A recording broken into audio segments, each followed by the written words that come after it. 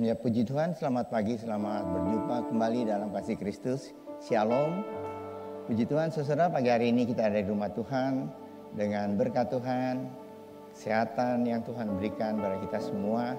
Patut kita memuji Tuhan, menyembah Tuhan dalam ibadah ini. Kita juga akan mendengar pesan-pesan Tuhan bagi kita. Kita semua pada pagi hari ini. Kita akan mulai ibadah kita dengan doa. Saya undang kita berdiri bersama-sama. Kita akan masuk dalam doa. Mari kita berdoa. Pertolongan pada kita dalam ibadah minggu yang kudus ini adalah datang daripada Tuhan yang telah menciptakan langit, bumi dan segala isinya. Dia setia memelihara ciptaannya dan tidak pernah meninggalkan perbuatan tangannya dari selama-lamanya sampai selama-lamanya. Bahwa kami dalam surga, kami ucap syukur Tuhan. Pada pagi hari ini kami ada di rumah Tuhan. Kami boleh datang dengan tubuh yang sehat, dengan kesempatan yang Tuhan berikan pada kami untuk beribadah. Mari Tuhan, kami mau pakai jam-jam ini untuk memuliakan Tuhan, menyembah Tuhan, mendengar pesan-pesan Tuhan bagi kami semua.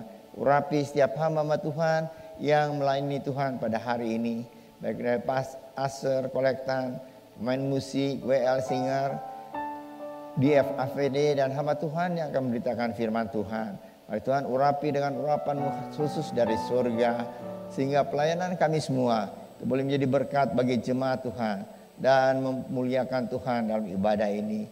Seluruh jemaat yang hadir dengan semua problema masing-masing, dengan semua persoalan, pergumulan, yang percaya Tuhan, tempat ini Tuhan Engkau akan memberikan kelegaan karena Tuhan sudah mengangkat itu semua.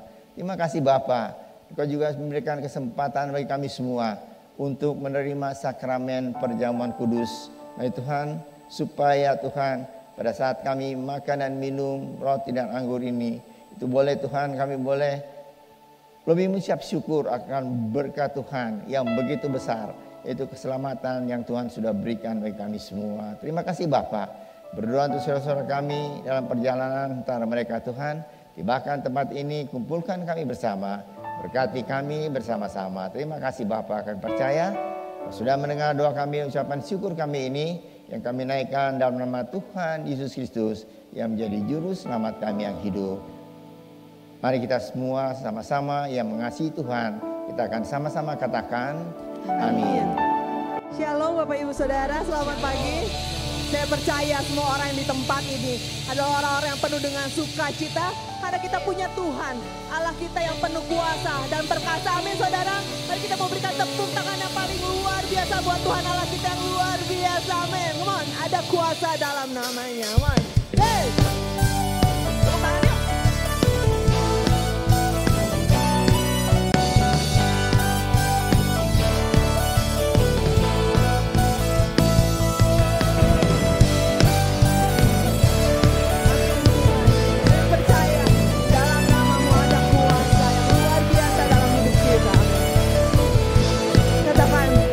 Namanya Tuhanku, menara yang teguh.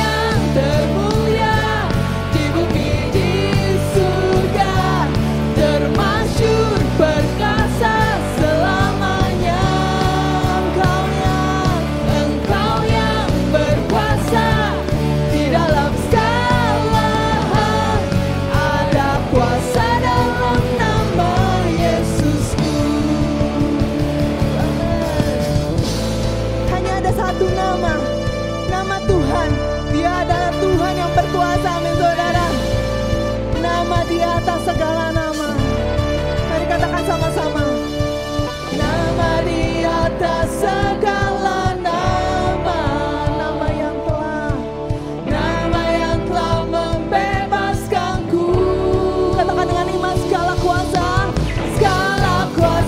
tunduk pada nama itu. Yesus Tuhan segala Tuhan. Nama di atas segala nama, nama yang telah membebaskanku.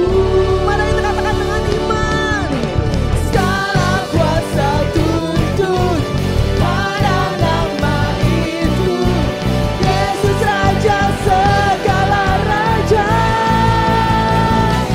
Engkau yang termulia di bumi di surga, termasyur perkasa selamanya. Engkau yang berkuasa di dalam segala hal.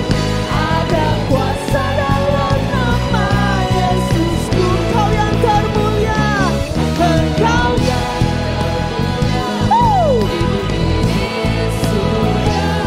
termasyur perkasa selamanya. Engkau yang berkuasa di dalam segala hal. Ada kuasa dalam nama Yesusku. Ada kuasa dalam nama Yesusku. Amen. Hey.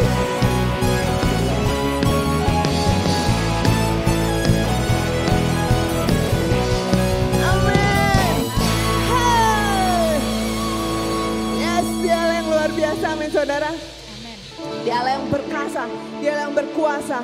Walaupun bumi bergoncang, walaupun gunung-gunung beranjak, tapi kita percaya bahwa kasih Allah gak akan pernah tinggalkan kita, amin. Hatiku percaya, come on. Hey. Woo.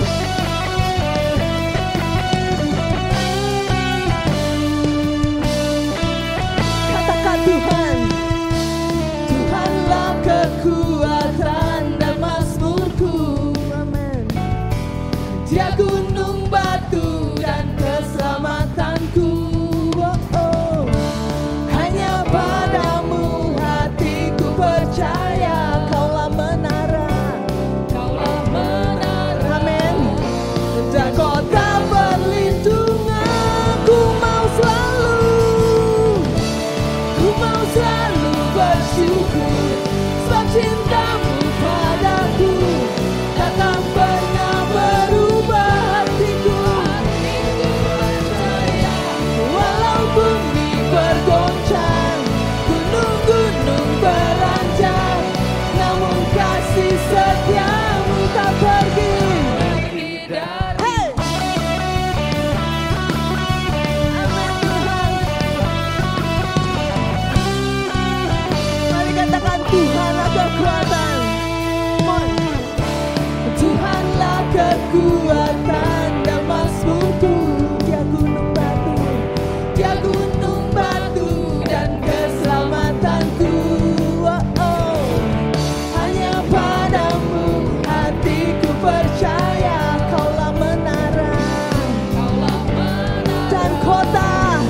dan kota perlindungan. Tua kasih, ku mau selalu bersyukur, sebab cintamu padaku takkan.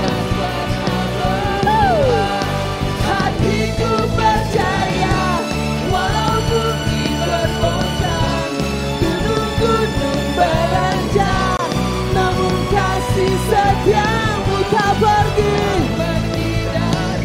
Amin. Kita percaya kasih setia Tuhan tak pernah pergi meninggalkan kita. Amin.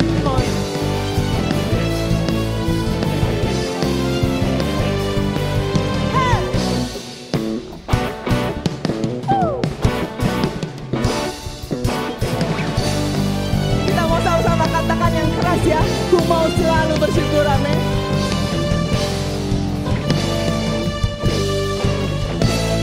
Tua keras yuk. Sebab cintamu padaku takkan pernah berubah.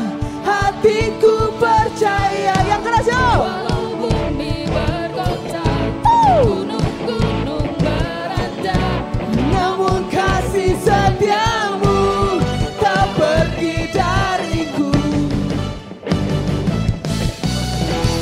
Ku mau selalu bersyukur, sebab cintamu padaku takkan pernah berubah.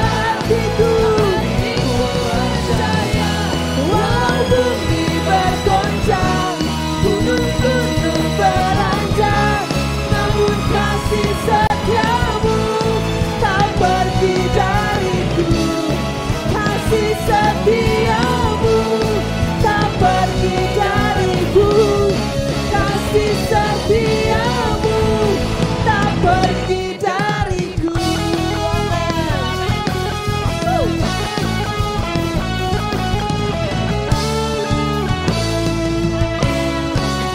Amin, amin, amin. Ketika Tuhan sudah memberikan segalanya buat kita, mari kita juga mau memberikan hidup kita dan hati kita yang terbaik buat persembahan yang terindah buat Tuhan Allah kita. Amin saudara. Yuk.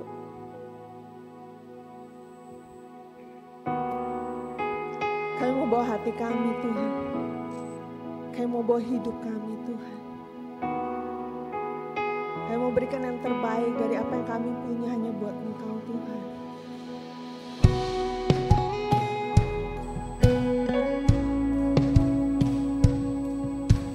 Kami mau datang dengan syukur kami Bapa. Mari katakan. Ku datang dengan syukurku, membawa kerinduanku Yesus. Ingin ku menyenangkan-Mu. Amin. Karya-Mu Tuhan, karya-Mu indah bagiku. Kasih yang menyelamatkanku Yesus. Inilah persembahanku. Mari kita mau bawa hati kita. Ku membawa hatiku, hanya Engkau di hidupku. Yesusku, Kau terindah. Selamanya ku menyembah-Mu.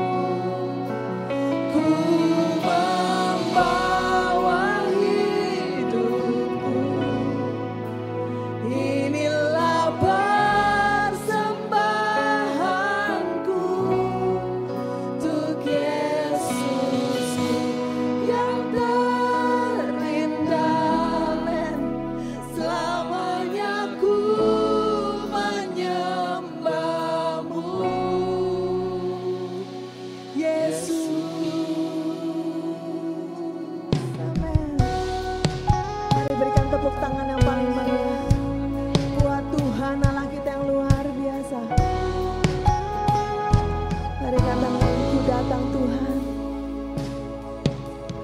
Ku datang dengan syukurku, membawa kerinduanku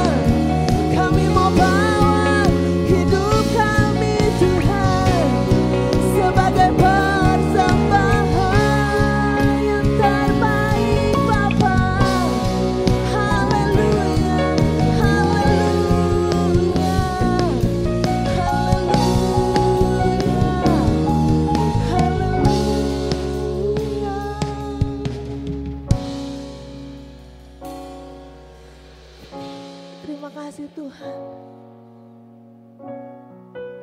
Terima kasih Tuhan. Terima kasih buat semua yang sudah Engkau berikan dalam hidup kami Bapa. Sungguh Engkau yang terbaik dalam hidup kami Tuhan. Sungguh Engkau hal yang terindah dalam hidup kami Tuhan. Dan kami mau memberikan hati kami, kami mau memberikan hidup kami sebagai persembahan yang terbaik untuk Engkau Tuhan.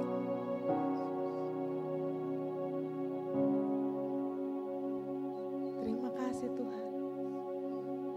Terima kasih Tuhan. Kalau sebentar kami akan memberikan persembahan. Mari ajari kami untuk memberikan yang terbaik karena Engkau sudah memberikan yang terbaik dalam hidup kami Tuhan. Dan kami serahkan semua persembahan kami Tuhan. Sehingga Engkau bisa pakai Bapa. Terima kasih Tuhan. Kami mau serahkan semuanya ke dalam tangan-Mu. Dalam nama Tuhan Yesus kami sudah berdoa dan mengucap syukur. Amin. Silakan duduk, silakan memberi.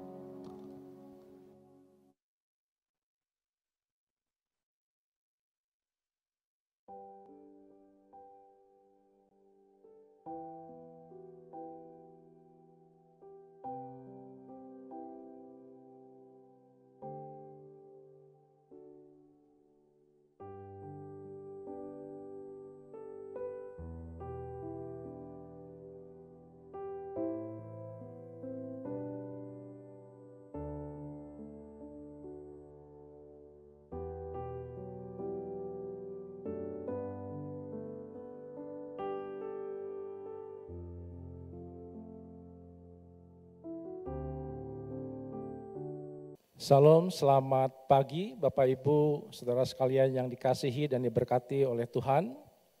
Mari kita akan tundukkan kepala satu kali lagi sebelum kita bersama-sama belajar kebenaran firman Tuhan.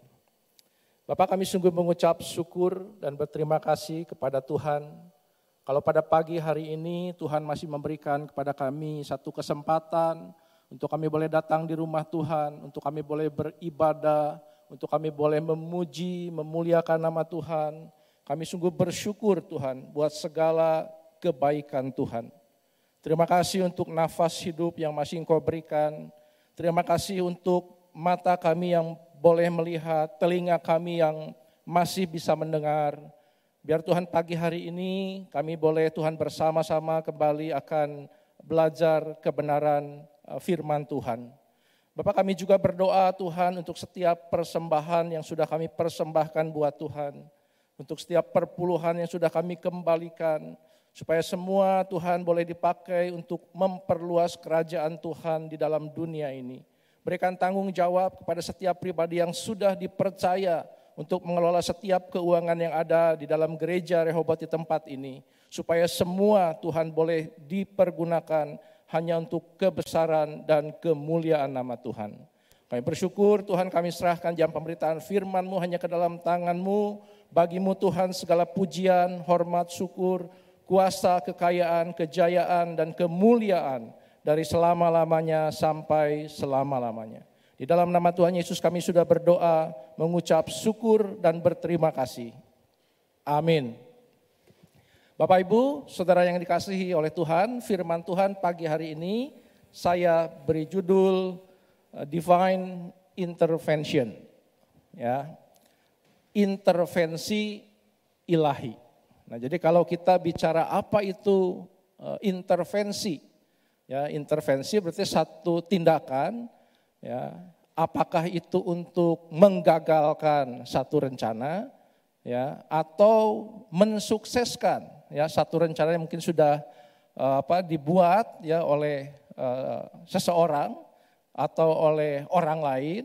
Nah, kemudian kalau ada intervensi berarti itu tadi bisa gagal, apakah bisa untuk disukseskan. Nah, hari ini kita akan melihat atau bersama-sama di dalam Kejadian pasal yang ke-11 ayat yang pertama sampai dengan ayat yang ke-9 ya.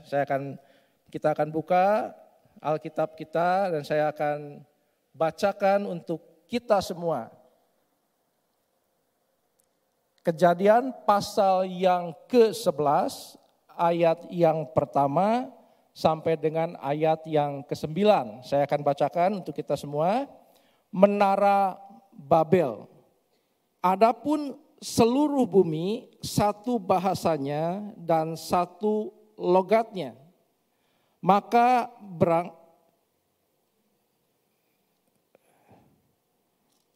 berangkatlah mereka ke sebelah timur dan menjumpai tanah datar di tanah Sinear. Lalu menetaplah mereka di sana. Mereka berkata seorang kepada yang lain, marilah kita membuat batu bata dan membakarnya baik-baik. Lalu bata itulah dipakai mereka sebagai batu dan tergala-gala sebagai tanah liat. Juga kata mereka, marilah kita dirikan bagi kita sebuah kota dengan sebuah menara yang puncaknya sampai ke langit. Dan marilah kita cari nama supaya kita jangan terserak ke seluruh bumi. Lalu turunlah Tuhan untuk melihat kota dan menara yang didirikan oleh anak-anak manusia itu. Dan ia berfirman, mereka ini satu bangsa dengan satu bahasa untuk semuanya. Ini barulah permulaan usaha mereka. Mulai dari sekarang apapun juga yang mereka rencanakan, tidak ada yang tidak akan dapat terlaksana. Baiklah kita turun dan mengacau balaukan di sana bahasa mereka, sehingga mereka tidak mengerti lagi bahasa masing-masing. Demikianlah mereka diserahkan Tuhan dari situ ke seluruh bumi dan mereka berhenti mendirikan kota itu. Itulah sebabnya sampai sekarang nama kota itu disebut Babel. Karena disitulah dikacau balaukan Tuhan bahasa seluruh bumi. Dan dari situlah mereka diserahkan Tuhan ke seluruh bumi. Berbahagialah barang siapa yang mendengar firman Tuhan, menyimpannya dalam hatinya dan melaksanakannya di dalam kehidupan sehari-hari. Bapak Ibu, saudara yang dikasihi oleh Tuhan, ya, penulisan di dalam Alkitab itu tidak selalu kronologis. Ya, kronologis itu berarti berdasarkan waktu itu nyusun. Ya, contohnya, ya kita sudah mendengar sering dalam perikop di sini itu Sem, Ham dan Yafet. Ya, apakah berarti Sem lebih tua dari Ham? Ham lebih tua dari Yafet? Tidak. Karena yang paling bungsu adalah Ham. Kenapa? Atau bagaimana kita bisa tahu atau saya bisa tahu? Ya, buktinya di mana? Nah, kalau yang mengikuti, ya kita kan ini berseri ya, dari Kejadian ini sudah terus nih. Ya, dan sekarang di pasal yang ke-11. Saya bacakan dalam Kejadian 9 ayat 24. Setelah Nuh sadar, ya ini di waktu Pak Pendeta Gunawan kalau nggak salah ya, membahas bagian ini. Setelah Nuh sadar dari mabuknya dan mendengar apa yang dilakukan anak bungsunya. Nah, siapa ini si bungsu? Ham. Ya, jadi sekali lagi ya, Ham ini paling bungsu. Nah, kalau Sem sama Yafet tua mana? Ya, pasti kita kan suka penasaran ya. Alkitab tidak mencatatkan secara jelas. Walaupun kalau Bapak Ibu baca di terjemahan bahasa Indonesia, ya, Sem itu mungkin disebut abangnya Yafet. Jadi mungkin Sem ini paling tua. Tapi nanti kalau ada yang bertanya, tapi waktu bagi warisan, kenapa Yafet yang paling banyak 2 kalinya?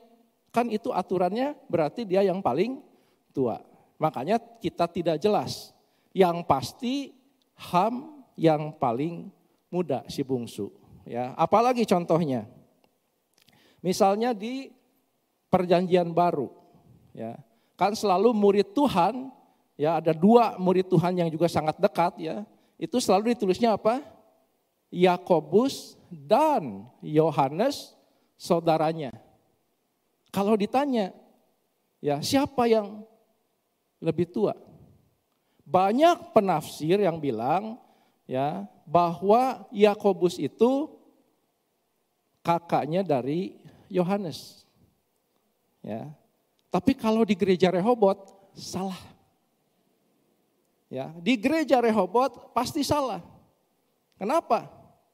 Karena Bapak Pendeta Yohanes itu abangnya Bapak Pendeta Yakobus. Nah, jadi kita harus hati-hati sekali lagi. Ya, baca yang benar, yang teliti. Kalau firman Tuhan tidak mengatakan secara eksplisit, secara jelas, ya sudah, tidak usah ribut. Ada yang bilang, oh kalau yang di Alkitab mah, karena Yakobus disebut duluan, dia pasti lebih tua. Tapi tadi saya sudah bilang belum tentu. Toh Sem, Ham, dan Yafet juga tidak seperti itu. Ya, jadi di Alkitab itu bisa juga narasi itu, ya tadi dikatakan tidak harus secara kronologis, tapi bisa juga secara topikal. Ya, contohnya apa? Kalau kita baca Injil Matius dalam pasal 8 dan pasal 9 itu ditulis mungkin tanda petik 2 hampir semua mujizat ya atau penyembuhan yang dilakukan oleh Tuhan Yesus. Tapi kalau ditanya lagi apakah kejadiannya seperti itu? 8:1 dulu nanti sampai berapa? Kemudian yang kedua nanti menyembuhkan siapa misalnya ibu mertua Petrus dan seterusnya. Apakah seperti itu? Kronologis belum tentu. Dan kemungkinan besar tidak seperti itu. Karena Injil Matius mencatat itu apa? Sebagai topikal ya. Jadi semua penyembuhan atau mujizat yang dilakukan oleh Tuhan Yesus. Sekarang kita kembali lagi ke cerita Menara Babel. Ya, yang tadi ya kalau kita lihat bahwa kejadian di Menara Babel ini ya kalau mau lebih tepat mungkin ditaruhnya di pasal ke-10 atau di pasal 10 ayat ke-10 dimasukkanlah cerita Menara Babel ini. Kenapa? Yang tadi saya katakan ya bahwa pasal 10 berbicara tentang genealogi ya susunan dari anak-anak Sem, Ham, Yafet gitu kan dituliskan di sana. Jadi kejadian ini terjadi di antara tadi cerita itu. Di mana nanti saya akan jelaskan ya secara mendetail. Jadi bagaimana ini sebetulnya. Nah, perikop dari kejadian 11 ayat 1 sampai dengan 9 ini kalau ada yang bilang waduh ini kalau manusia bersatu, maka semua rencana, semua keinginannya pasti berhasil. Ya, nanti manusia bisa seperti Tuhan, hebat, bahkan lebih hebat dari Tuhan. Nah, kalau ada yang berpikir seperti itu pasti keliru, Bapak Ibu Saudara sekalian. Jadi enggak mungkin, walaupun ditulis tadi ini baru permulaan bahwa nanti semua rencana manusia akan berhasil. Ya, itu bukan berarti nanti manusia bisa jadi hebat, ya, bersatu kemudian bisa jadi kayak Tuhan. Tidak. Ya, mungkin kalau kita baca itu di Alkitab suka ada istilah atau kalimat mengenai exaggeration itu jadi dibesar-besarkan kan seperti itu kan.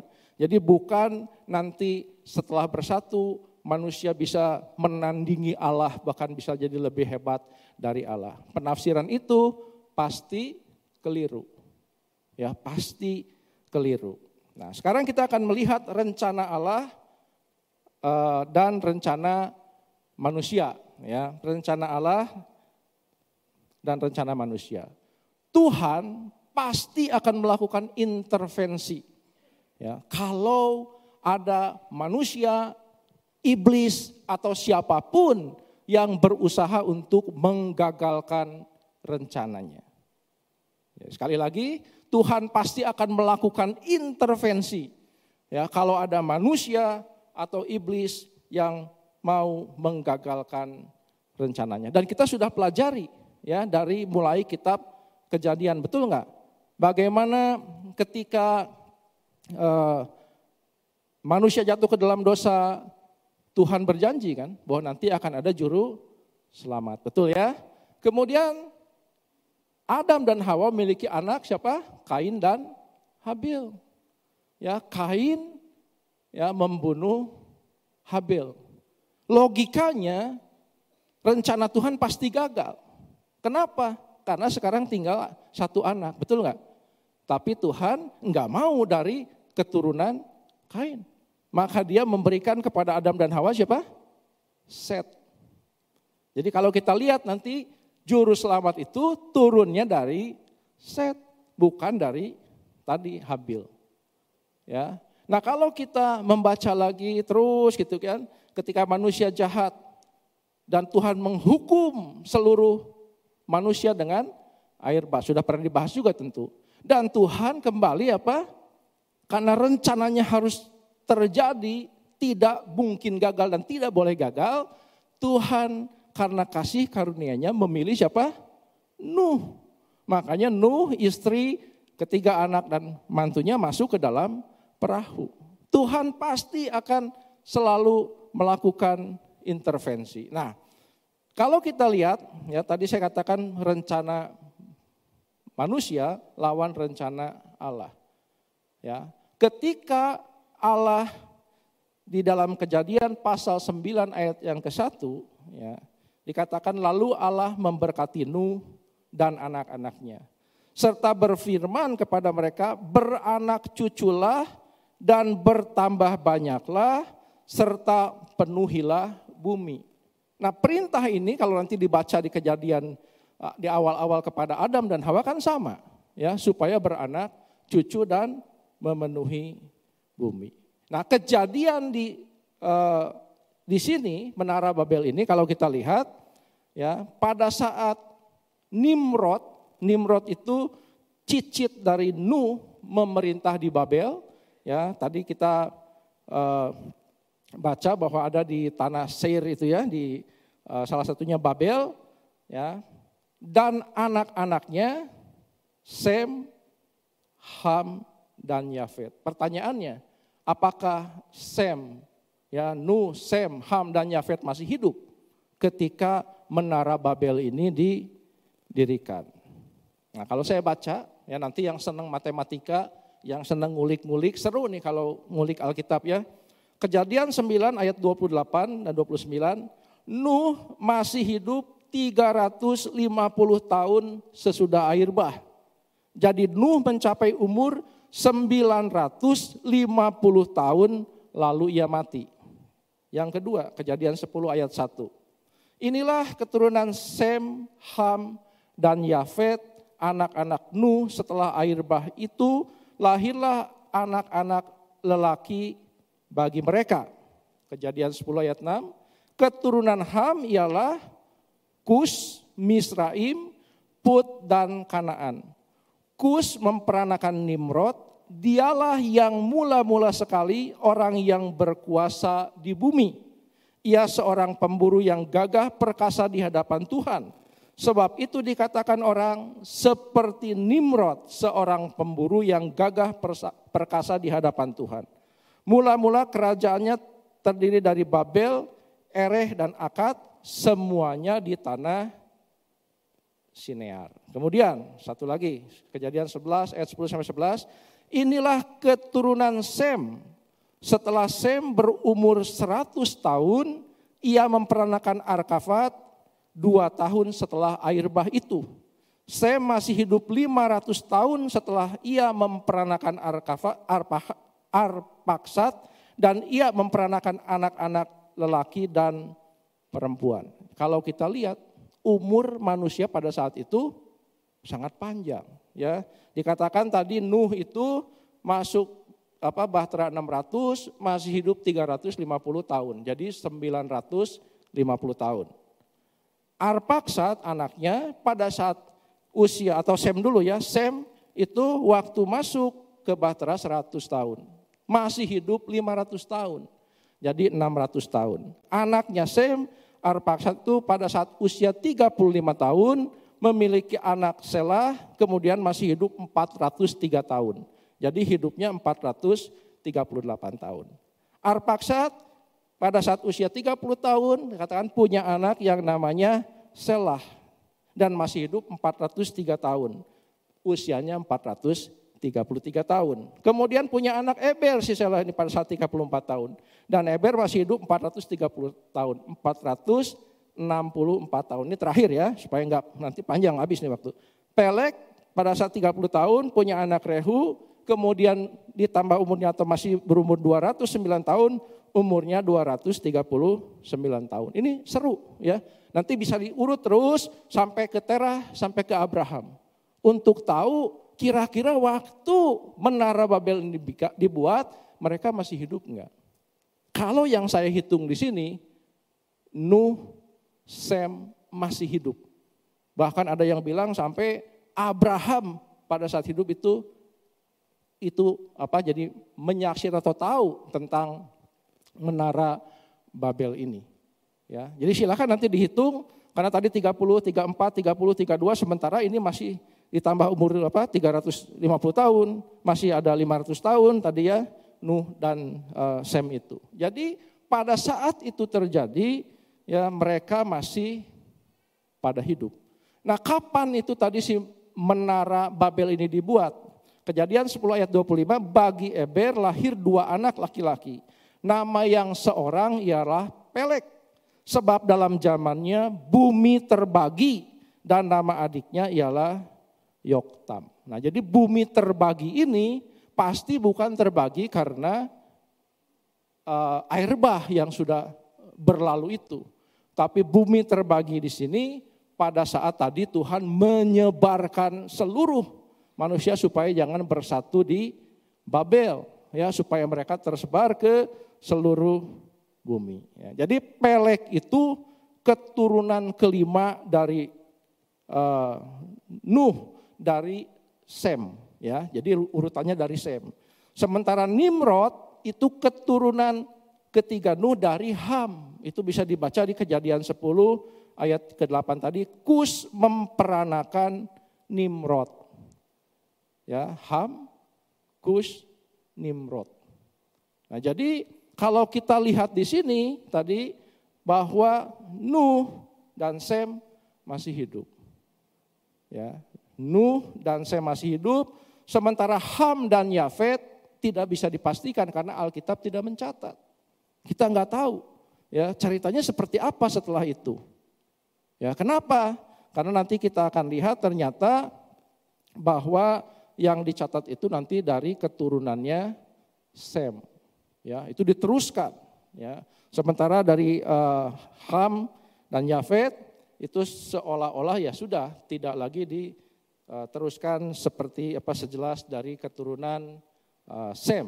Nah, jadi kalau kita lihat di sini bahwa ketidaktaatan ya tadi Tuhan bilang suruh nyebar, penuhi seluruh bumi.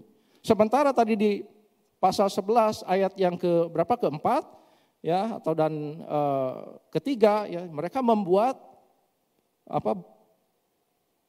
Menara Babel ya. Mereka ingin membuat satu kota yang kuat tentu supaya mereka bisa bersatu. Enggak usah nyebar-nyebar kemana-mana, ngumpul aja di sana. Dan itu merupakan ketidaktaatan kepada Tuhan. Sebetulnya mereka memberontak karena perintah Tuhan jelas, penuhi seluruh bumi. Tapi mereka mau bersatu di satu tempat. Ya. Bapak Ibu, saudara sekalian, kalau kita ingat ya, di dalam pelajaran itu yang 7 dosa maut ya mungkin di Biblical Night. Ya, yang pertama itu apa sih? Kesombongan, pride, ya, congkak, tinggi hati.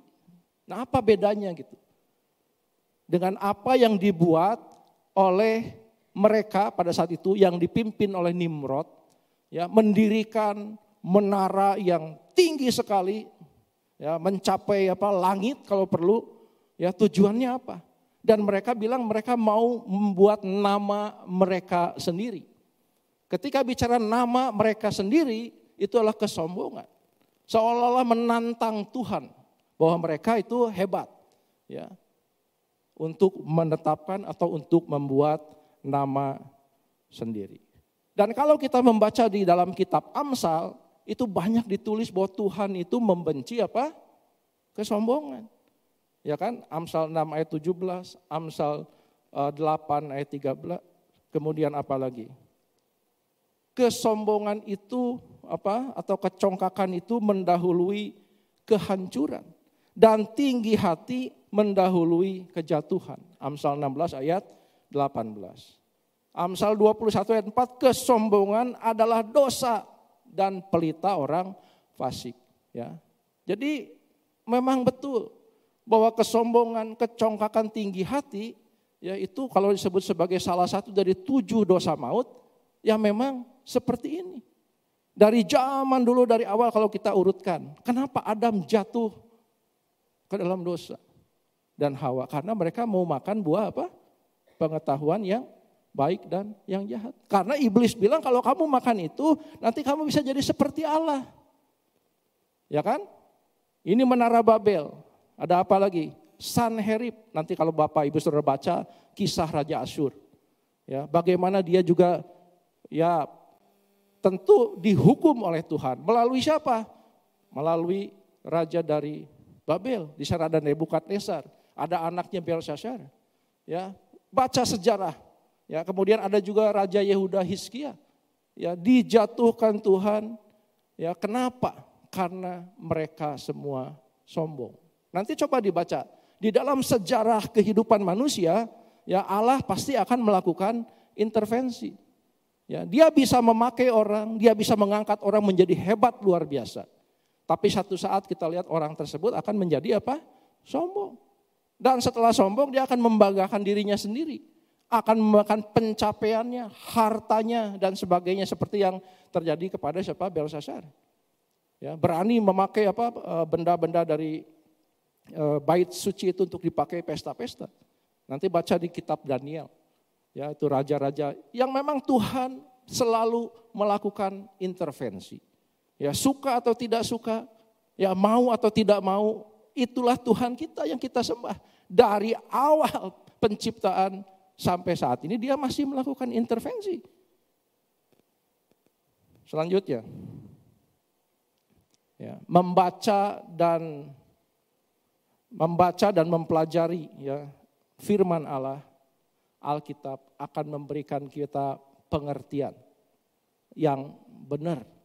Ya, kita akan mengenal siapa Allah yang kita sembah. Kenapa? Karena sudah dibuktikan dari sejarah.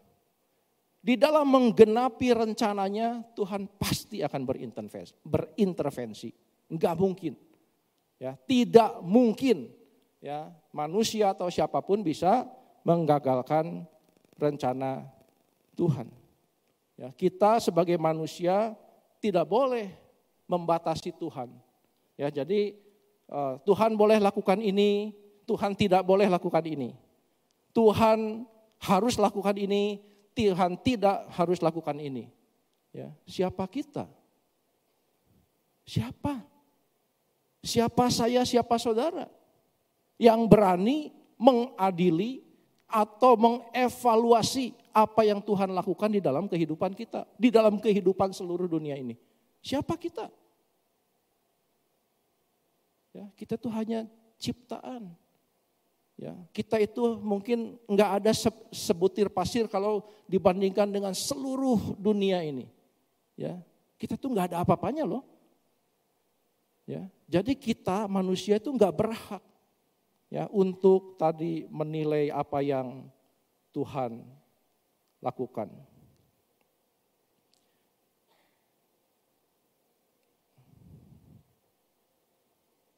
Nah, tadi dikatakan perintah Allah untuk memenuhi seluruh bumi tidak ditaati.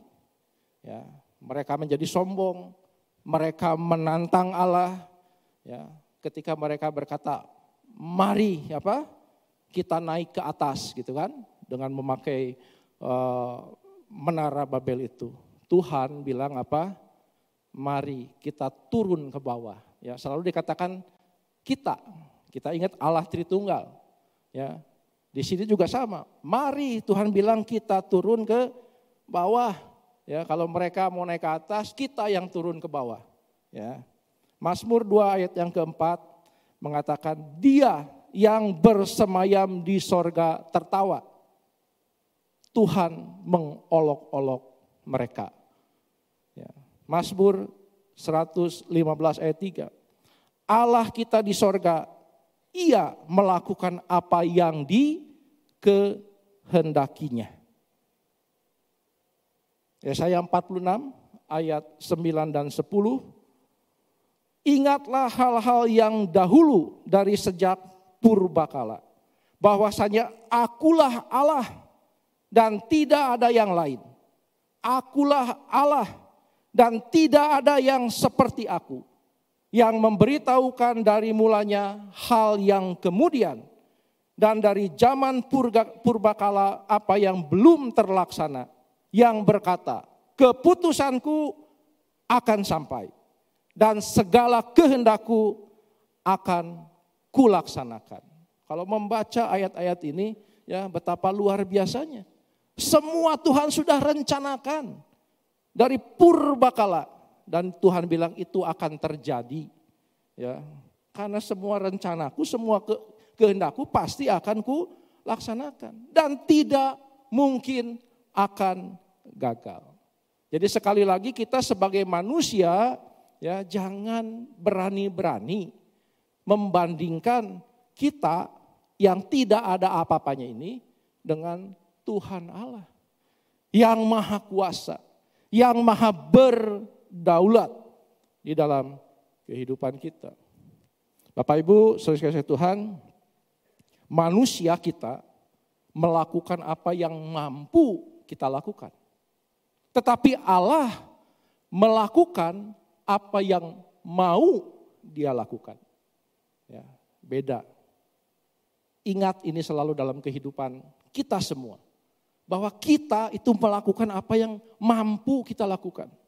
Tetapi Allah melakukan apa yang Dia mau lakukan. Kenapa? Karena Dia Allah yang tidak terbatas. Dia Allah yang maha kuasa. Dia Allah yang maha berdaulat. Jadi apapun Dia bisa lakukan. Dia maha tahu. Ya, Dia maha mampu. Tapi kalau kita, ya kalau kita mampu, kita baru lakukan, betul nggak? Kalau kita mau, belum tentu bisa, karena kita nggak mampu. Tetapi Allah sebaliknya, apa yang Dia mau lakukan, Dia bisa lakukan. Ya, bukan yang Dia mampu lakukan, karena Dia pasti mampu. Ya, kalau Dia tidak mampu melakukan sesuatu, berarti Dia bukan Allah. Dia tidak maha kuasa, betul nggak? Kalau Dia maha kuasa, Dia mampu melakukan segala sesuatu. Dan apa yang Dia mau lakukan, itu yang Dia lakukan. Oleh karena itu pagi hari ini, ya, apa yang menjadi mungkin jaminan kehidupan kita. Kalau tadi di Menara Babel mereka bikin kota, kalau kota pasti dibentengin kan, supaya aman. Bikin rumah supaya enak, supaya terlindung, supaya teduh. Apa yang menjadi pemikiran kita saat ini untuk membuat keamanan kita? Apakah kita juga sama? Saya juga mau beli rumah supaya aman. Saya mau beli asuransi supaya aman. Saya mau beli surat hutang negara supaya aman. Saya mau deposito, saya mau tabungan, saya mau apa lagi? Supaya saya aman, supaya hidup saya tenang, ya, selamanya, selama saya hidup, begitu. Hati-hati, ya, jangan kita menjadi sombong. Jangan kita merasa kalau saya seperti ini, saya pasti aman. Ini peringatan yang ditulis oleh Rasul Paulus di dalam 1 Timotius 6 ayat 17. Peringatkanlah kepada orang-orang kaya di dunia ini agar mereka jangan tinggi hati dan jangan berharap pada sesuatu yang tak tentu seperti kekayaan, melainkan pada Allah yang dalam kekayaannya memberikan kepada kita segala sesuatu untuk dinikmati. Ingat Bapak Ibu Saudara sekalian, Allah adalah tempat pengharapan kita, bukan yang lain. Ya, segala sesuatu pasti akan hilang, akan berakhir. Ya kan? Kekayaan pasti akan hilang. Apalagi kalau kita berharap sama orang, sama anak, mantu, cucu, kakek, nenek, satu saat mereka juga akan tidak ada. Karena mereka semua sementara. Makanya berharaplah kepada Allah dikatakan. Yang dalam kekayaannya memberikan kepada kita segala sesuatu untuk dinikmati. Ya, anugerah. Kalau Tuhan memberkati kita, kita bisa menikmati berkat yang Tuhan berikan. Itulah ya tentu kebahagiaan buat kita. Yang terakhir ya, jangan mengeraskan hati kita dengan tinggi hati, nantang Tuhan. Ya, jangan kita membatasi Tuhan. Ya, jangan berani sekali-kali untuk membatasi Tuhan. Kalau kita melihat satu kejadian buruk, tidak mengenakan buat kita, merugikan, tidak adil, terus kita bilang apa? Tuhan, kenapa ini bisa terjadi sama saya? Tuhan, kenapa ini bisa terjadi? Tuhan, mengapa engkau begini dan begitu? Ya, salah. Ya, kok kita jadi berani ya nantang Tuhan, bahkan nyalahin Tuhan terhadap sesuatu yang terjadi tidak kita suka. Jangan, ya, jangan kita menjadi tinggi hati. Jangan sekali-kali berani menyalahkan Tuhan. Ya, siapa kita? Ya, kalau Tuhan melakukan intervensi karena sesuatu yang terjadi yang seharusnya menurut kita baik jadi buruk, ya, jangan menyalahkan Tuhan. Tapi justru kita harus datang kepada Tuhan. Kita harus lebih percaya kepada Tuhan. Kita harus taat kepada Tuhan. Ya, bahwa rencana Tuhan buat kehidupan kita, rancangan Tuhan buat kehidupan kita adalah rancangan damai sejahtera. Jangan selalu melihat segala sesuatu dari apa yang bisa kita lihat. Dari fisik saja yang kita lihat. Tidak, Bapak Ibu Saudara sekalian. Mari kita melihat sesuatu di dalam sudut pandang kerohanian. Ya, justru melalui itu kita akan semakin mengasihi Tuhan.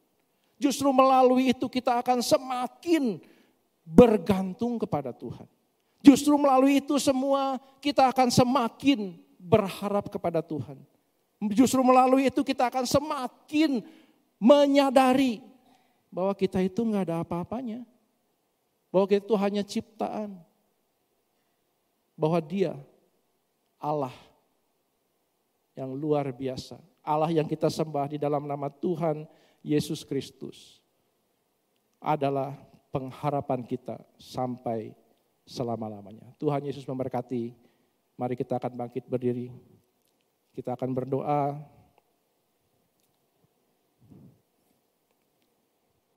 Kita akan menyelidiki setiap hati kita. Apakah kita sungguh sudah hidup beriman, percaya, dan taat kepada Tuhan? Atau kita masih berlaku sombong, tinggi hati, seolah-olah kita merasa lebih tahu dari Tuhan. Bapa, pagi hari ini kami sudah belajar sesuatu yang luar biasa. Tuhan ajarkan kami untuk kami boleh selalu merendahkan diri di hadapan Tuhan. Siapa kami Tuhan? Siapa kami Tuhan? Ampuni kami kalau mungkin selama ini kami berlaku sombong, berlaku congkak, berlaku tinggi hati di hadapan Tuhan. Kami mungkin merasa seolah-olah semua adalah karena pencapaian kami Tuhan, kehebatan kami. Bapa, kalau bukan Engkau yang mengintervensi di dalam segala sesuatu yang terjadi dalam kehidupan kami. Kami tahu Tuhan, semua akan menjadi sesuatu yang sangat merugikan kami. Tapi kami tahu karena kami memiliki Allah yang baik, Allah yang luar biasa, Allah yang mengasihi. Bahkan Kau sudah memberikan anakmu yang tunggal Tuhan dan juru selamat kami Tuhan Yesus Kristus untuk mati di atas kayu salib buat kami. Kami percaya Tuhan, kami mau beriman kepada Tuhan. Kami mau berharap kepada Tuhan di dalam perjalanan kehidupan kami. Pimpin kami, tolong kami untuk senantiasa melihat bahwa Engkaulah Allah satu-satunya yang berkuasa. Allah yang akan senantiasa mengintervensi untuk kebaikan kehidupan kami. Supaya rencana Tuhan boleh terlaksana semua di dalam kehidupan setiap pribadi kami. Terima kasih Bapa, hamba boleh berhenti bicara Roh Kudus yang akan senantiasa mengingatkan kami semua untuk kami boleh hidup senantiasa dalam iman, percaya kepada Tuhan dan taat di dalam kami melakukan kebenaran firman Tuhan. Bagimu segala pujian, hormat, syukur, kuasa, kekayaan, kejayaan dan kemuliaan dari selama-lamanya sampai selama-lamanya. Di dalam nama Tuhan Yesus kami sudah berdoa, mengucap syukur dan berterima kasih. Amin. Silakan duduk, saya serahkan kepada Bapak Kepala.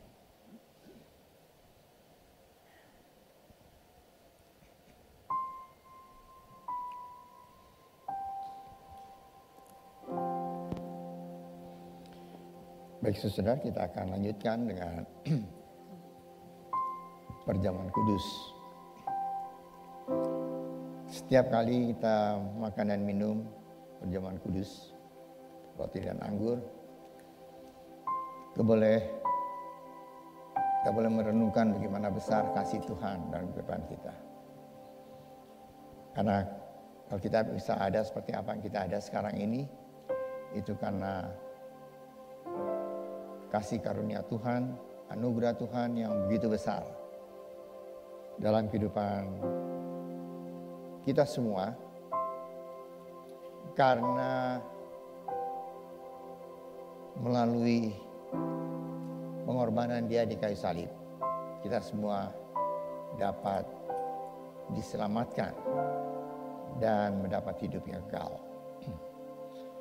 Saudara, sebelum kita akan menerima atau makan dan minum bersama-sama, saya akan bacakan firman Tuhan untuk kita semua.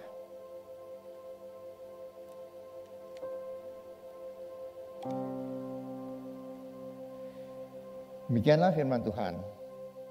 Sebab apa yang telah kuteruskan kepadamu, telah kuterima dari Tuhan, yaitu bahwa Tuhan Yesus pada malam waktu Ia diserahkan mengambil roti. Dan sesudah itu Ia mengucap syukur atasnya. Ia memecah-mecahkannya dan berkata, "Inilah tubuhku yang diserahkan bagi kamu. Perbuatlah ini menjadi peringatan akan aku." Demikian juga Ia mengambil cawan sesudah makan, lalu berkata, "Cawan ini adalah perjanjian baru yang dimeteraikan oleh darahku. Perbuatlah ini setiap kali kamu meminumnya menjadi peringatan akan aku. Sebab setiap kali kamu makan roti ini dan minum cawan ini, kamu memberitakan kematian Tuhan sampai Ia datang. Jadi barang siapa dengan cara yang tidak layak makan roti atau minum cawan Tuhan, ia berdosa terhadap tubuh dan darah Tuhan. Karena itu hendaklah tiap-tiap orang menguji dirinya sendiri, dan baru sudah itu ia makan roti dan minum dari cawan itu. Karena barang siapa makan dan minum tanpa mengakui tubuh Tuhan, ia mendatangkan hukuman atas dirinya. Sebab itu banyak di antara kamu yang lemah dan sakit, dan tidak sedikit yang meninggal. Kalau kita menguji diri kita sendiri, hukuman tidak menimpa kita. Tapi kalau kita menerima hukuman dari Tuhan, kita dididik supaya kita tidak akan dihukum bersama-sama dengan dunia. Saudara, firman Tuhan sudah dibacakan untuk kita semua. Kita tahu apa maksudnya dari perjamuan kudus ini. Dan supaya pada saat kita makan, firman Allah berkata, supaya kita layak untuk makan dan minum perjamuan kudus ini. Karena dalamnya simpan berkat Tuhan, anugerah Tuhan yang begitu besar untuk kehidupan kita semua. Mari saudara, sebelum kita makan dan minum, saya undang untuk kita berdiri bersama-sama. Kita akan berdoa, kita akan menyanyi bersama-sama satu kur, ya Tuhan Yesus Kau, dan kita akan masuk dalam doa. Tuhan Yesus Kau, dengan cintanya mati karena dosaku, supaya saya percaya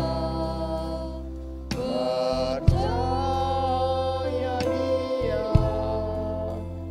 dan hidup sampai selamanya. Saudara, kita berdoa. Ibu Gembala akan bawa kita dalam doa. Bapa kami yang di surga, kami mengucap syukur Tuhan kalau pagi hari ini Engkau mengundang kami semua untuk datang ke meja perjamuan yang Tuhan sediakan. Terima kasih Tuhan, sebelum kami makan dan minum perjamuan yang sudah disediakan, kami mau mengaku segala dosa kami mengaku segala kesalahan kami, karena firman Tuhan berkata jikalau kami mengaku segala dosa kami, maka Engkau adalah Allah yang setia dan adil, yang mengampuni segala dosa kami dan menyucikan kami dari segala kejahatan. Terima kasih Tuhan, sekali lagi kami mengucap syukur karena pada saat pagi hari ini, pada saat kami makan dan minum perjamuan Tuhan, kami boleh memperingati kematian Tuhan Yesus di atas kayu salib yang sudah mengorbankan nyawanya supaya kami semua orang yang berdosa yang menerima Tuhan Yesus boleh diselamatkan. Terima kasih Tuhan, kami serahkan kelanjutan perjamuan pada pagi hari ini hanya di dalam nama Tuhan Yesus Kristus. Kami sudah berdoa dan mengucap syukur. Amin. Mari saudara angkat roti yang ada di tangan kanan saudara lebih tinggi dari hidup saudara. Roti adalah lambang dari tubuh Tuhan Yesus yang dipecah-pecahkan untuk kita. Tubuh Tuhan Yesus hancur di kayu salib. Ia menderita, dicemeti, dipukul, diludahi. Semuanya Dia terima karena Ia amat mengasihi saudara dan saya. Yesus yang tidak mengenal dosa telah dibuatnya menjadi dosa karena kita, supaya di dalam Tuhan Yesus kita dibenarkan oleh Allah, kita diselamatkan dan memperoleh hidup yang kekal. Dan oleh bilur-bilurnya segala penyakit kita telah disembuhkan. Dan ketika mereka sedang makan, Yesus mengambil roti, mengucap berkat atasnya, memecah-pecahkannya, lalu memberikannya kepada murid-muridnya dan berkata, ambillah, makanlah, inilah tubuhku yang diserahkan bagi kamu. Perbuatlah ini menjadi peringatan akan aku. Bukankah roti yang kita pecah-pecahkan adalah persekutuan dengan tubuh Kristus? Marilah kita makan bersama-sama dalam nama Tuhan Yesus Kristus. Amin.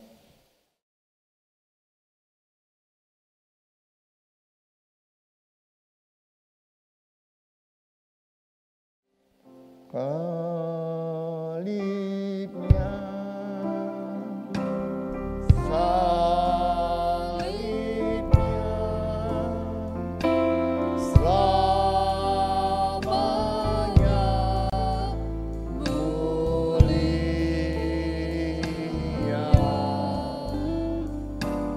Dosaku disucikan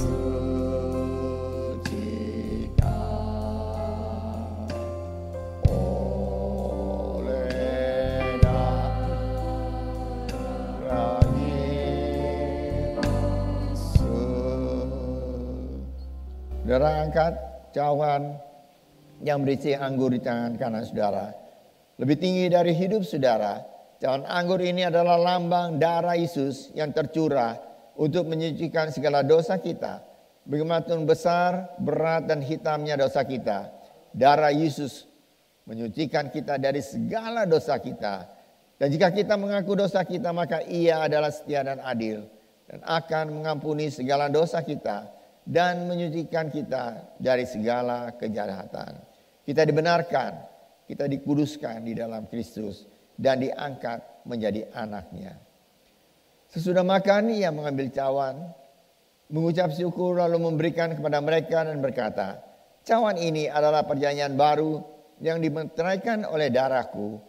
Minumlah kamu semua, sebab inilah darahku, darah perjanjian yang ditumpahkan bagi banyak orang untuk pengampunan dosa. Perbuatlah ini setiap kali kamu meminumnya menjadi peringatan akan daku." Bukankah cawan pengucapan syukur yang atasnya kita ucapan syukur adalah persekutuan dengan darah Kristus? Marilah kita minum bersama-sama dalam nama Tuhan Yesus Kristus. Amin.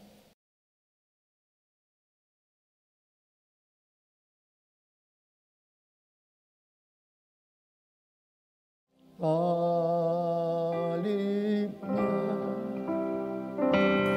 salibnya,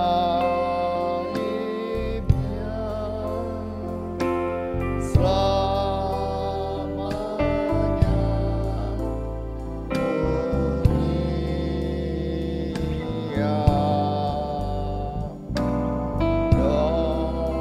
Dosaku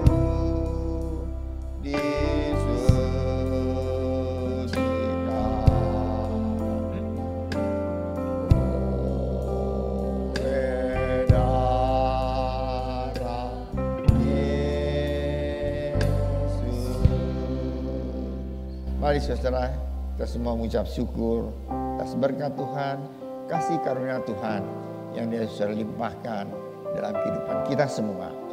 Mari kita berdoa. Bapa kami dalam surga, terima kasih Tuhan untuk berkat Tuhan. Makasih Tuhan, kami boleh menerima kasih karunia Tuhan, anugerah Tuhan yang begitu besar dalam kehidupan kami semua. Kami boleh Tuhan menjadi orang-orang yang diselamatkan di dalam Tuhan melalui pengorbanan Yesus di atas kayu salib. Terima kasih Bapa untuk berkat Tuhan. Roti dan anggur sudah kami makan dan minum, dan sekarang sudah bersatu di dalam tubuh kami. Dan kami percaya kalau ada yang datang dengan sakit penyakit, pulang sudah disembuhkan oleh Tuhan. Kami datang dengan hati yang susah, pulang sudah dihibur oleh Tuhan. Kalau kami datang dengan tubuh yang lemah, pulang dengan sudah dikuatkan oleh Tuhan. Terima kasih Tuhan untuk berkat Tuhan bagi kami semua. Kami percaya semua pergumulan kami sudah serahkan dalam tangan Tuhan. Dan Engkau sudah pikul itu semua di kayu salib. Dan kami boleh Tuhan mendapat anugerah yang terbesar dalam kehidupan kami. Terima kasih Bapa untuk berkat Tuhan. Percaya Tuhan, sudah mendengar doa kami, ucapan syukur kami ini. Dalam nama Tuhan Yesus Kristus, kami sudah berdoa dan mengucap syukur. Amin. Silakan duduk saudara.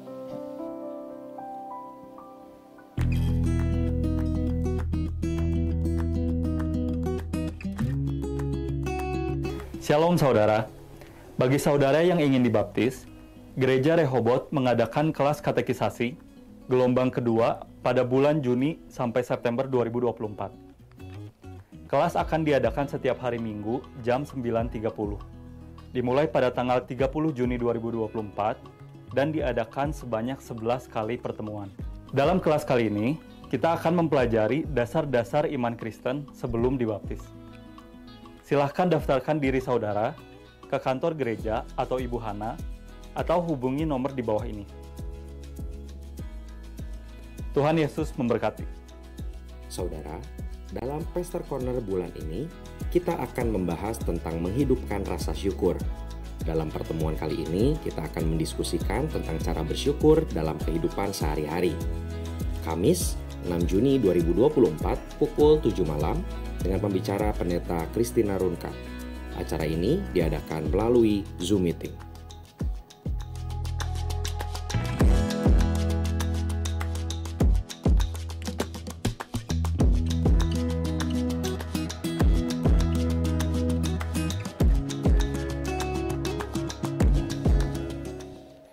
Ya saudara, untuk baptisan air, bagi saudara yang mau mendaftar, saudara bisa daftar pada Ibu Hana atau pada dari Santi di kantor ya.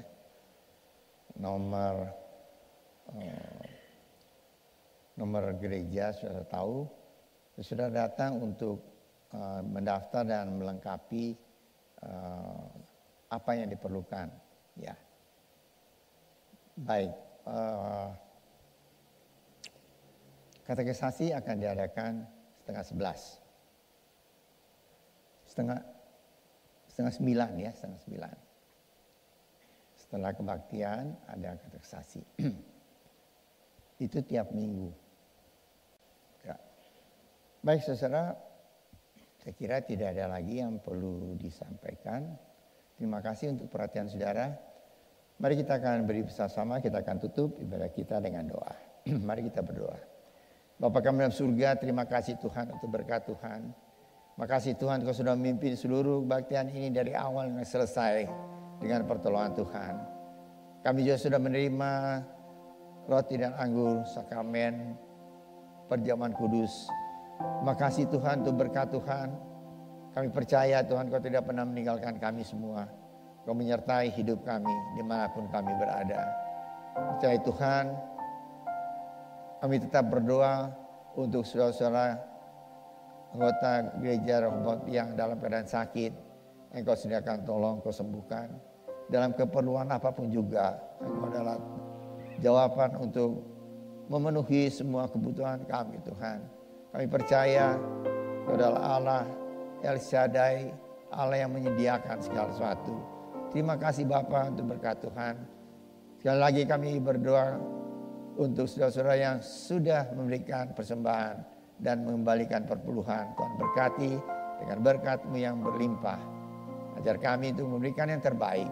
Karena Engkau sudah memberikan yang terbaik, yaitu keselamatan dan hidup yang kekal dalam Tuhan. Kami tak berdoa Tuhan untuk pemerintah kami, yang senantiasa Tuhan berusaha dengan sebaik-baiknya untuk kesejahteraan masyarakat. Tuhan tolong dalam pergantian pemerintahan ini, supaya semuanya boleh berjalan dengan baik, dengan tenang, dengan pertolongan Tuhan. Terima kasih Bapa. Kami akan masuk dalam minggu yang baru, berjalan bersama dengan Tuhan. Kau tidak pernah meninggalkan kami semua. Tuhan tolong kami semua, supaya kami Tuhan baik, kami secara pribadi, keluarga kami, usaha kami, pekerjaan kami, kuliah dan sekolah anak-anak kami semua. Terima kasih Tuhan, Kau berkati supaya Tuhan kami boleh melewati minggu ini dan minggu depan kami boleh bersama-sama kembali beribadah di dalam rumah Tuhan. Kami serahkan juga untuk Pastor Corner yang diadakan hari Kamis ini. Terima kasih Bapa untuk berkat Tuhan.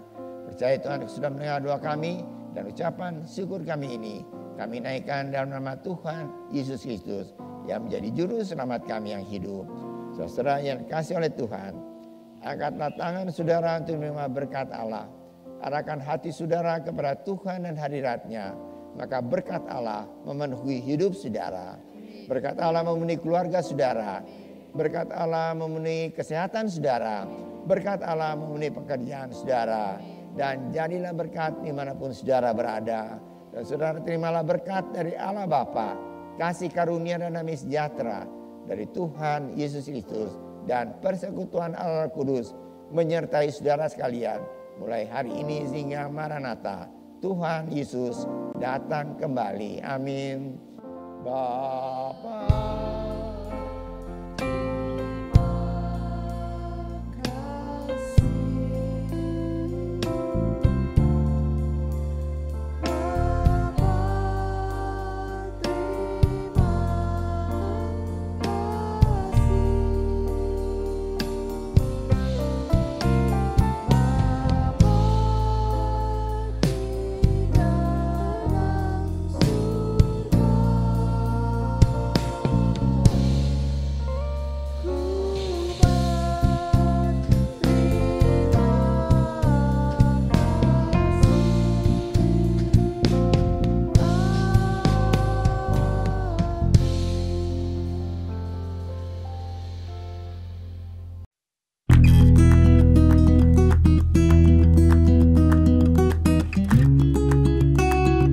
Shalom saudara. Bagi saudara yang ingin dibaptis, Gereja Rehoboth mengadakan kelas katekisasi gelombang kedua pada bulan Juni sampai September 2024. Kelas akan diadakan setiap hari Minggu jam 9.30. Dimulai pada tanggal 30 Juni 2024 dan diadakan sebanyak 11 kali pertemuan.